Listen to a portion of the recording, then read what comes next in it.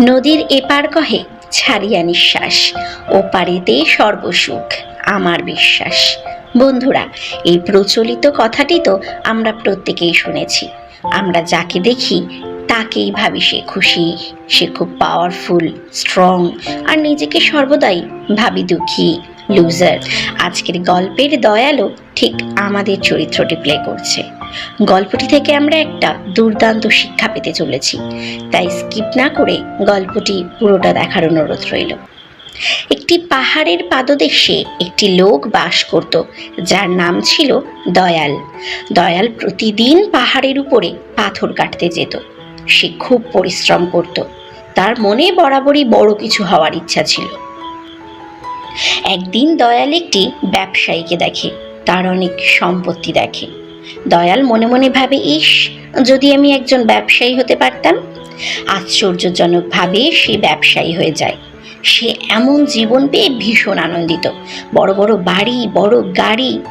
কিন্তু সারাদিন বাইরে ঘোরার জন্য সূর্যের প্রচণ্ড তাপ তাকে অস্বস্তিতে ফেলত। সে এবার সূর্য হতে চাইল, এটা ভেবে যে সূর্যই হলো সবচেয়ে বড় এবং সবচেয়ে ক্ষমতাশালী। দয়ালু সূর্যে পরিণত হলো এবং উজ্জ্বল তাপ দিতে লাগলো।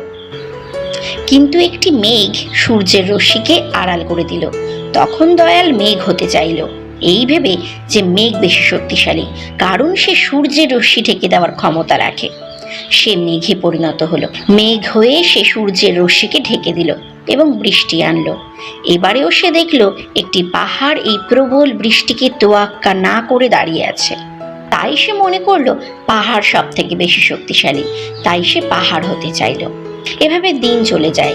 সে সব থেকে উঁচুতে রয়েছে, উপর থেকে সবকিছুই ছোট দেখায়। সে মনে মনে নিজেকে নিয়ে গর্ববোধ করে, এই ভেবে যে সে সব থেকে বেশি শক্তিশালী ও ক্ষমতাশালী হয়ে গেছে। হঠাৎ সে একদিন একটা আওয়াজ শুনতে পেল। একটা হাতুড়ি তার বুকে আঘাত করছে। সে নিচু হয়ে দেখে একটি স্টোন কাটার পাহাড়ে বসে পাথর কাটছে।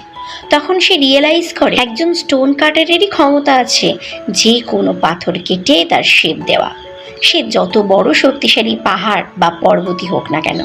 সে তখন উইশ করে সে নিজে যা ছিল তা পুনরায় হওয়ার। অবিলম্বে সে তার নিজের আসল রূপে ফিরে আসে। অবশেষে সে তার জীবন নিয়ে সন্তুষ্ট হয় এবং তার নিজের মূল্য বুঝতে পারে। সেই দিন থেকে সে তার পাথর কাটার কাজ নিয়ে গর্ববোধ করত ও এটাও বুঝতে পারল যে সত্যিকারের শক্তি ও সুখ হলো নিজে যা তা নিয়ে সন্তুষ্ট থাকা। অতএব বন্ধুরা, গল্পটি আমাদের একটা নৈতিক শিক্ষা দিয়ে যায়। আমরা সর্বদা অন্যকে দেখেই কষ্ট পেতে থাকি, ভাবি সেই পৃথিবীর সব থেকে বেশি সুখী ও শক্তিশালী ব্যক্তি। কখনো নিজেকে গুরুত্ব দিই না ও নিজের কাজকে রেসপেক্ট করি না। কিন্তু গল্পটি আমাদের শেখায় যে আপনি নিজেকে সম্মান করুন, নিজেকে নিয়ে গর্ববোধ করুন, কারণ আপনি সব থেকে শক্তিশালী। অতএব বন্ধুরা, গল্পটি কেমন লাগলো তা আপনারা কমেন্ট সেকশনে জানাতে পারেন। শেষ পর্যন্ত আমার সাথে থাকার জন্য অসংখ্য ধন্যবাদ।